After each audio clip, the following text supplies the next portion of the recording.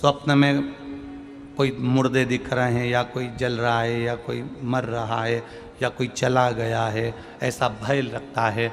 बच्चों को मानी भेजूंगी ऐसा हो जाएगा, पति को मानी भेजूंगी ऐसा हो जाएगा, कोई हमारे कोई गलत तो नहीं कर रहा है, आपको लगता है। 7 स्थान चंदन के बताएं महाराज।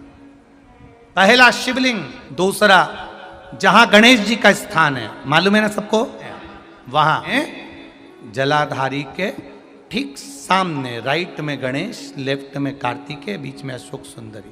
तो पहला चंदन बाबा के शिवलिंग पर, दूसरा गणेश जी पर चंदन की उंगली, तीसरा षडानंद कार्तिकेय पर चंदन की उंगली, चौथा अशोक सुंदरी पर चंदन की उंगली, पांचवा जलाधारी पर चंदन की उंगली, छठा जो शिवलिंग का जल बह रहा है इसके ठीक विपरीत की ओर चंदन की उंगली, और सातवां चंदन नंदी के मस्तक के ऊपर जो 2 सींग लगे रहते हैं उस पर चंदन की उंगली।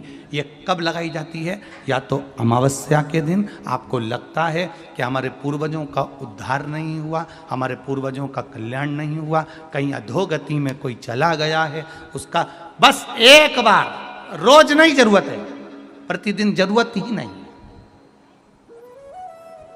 महीने में एक बार अगर अमावस्या के दिन भी आपने चंदन के थोड़ा सा चंदन अगर मेरे देव अधिदेव महादेव को 7 स्थान पर समर्पित किया है।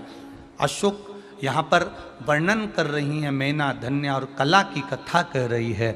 तीनों ने सनकादि ऋषियों से मांगा। चंदन भगवान को अति प्रिय होता है और चंदन ही एक ऐसा होता है जो पितरों को भी प्रिय होता है, जिसका स्पर्श मात्र लगने से पूर्वजों का कल्याण होता है।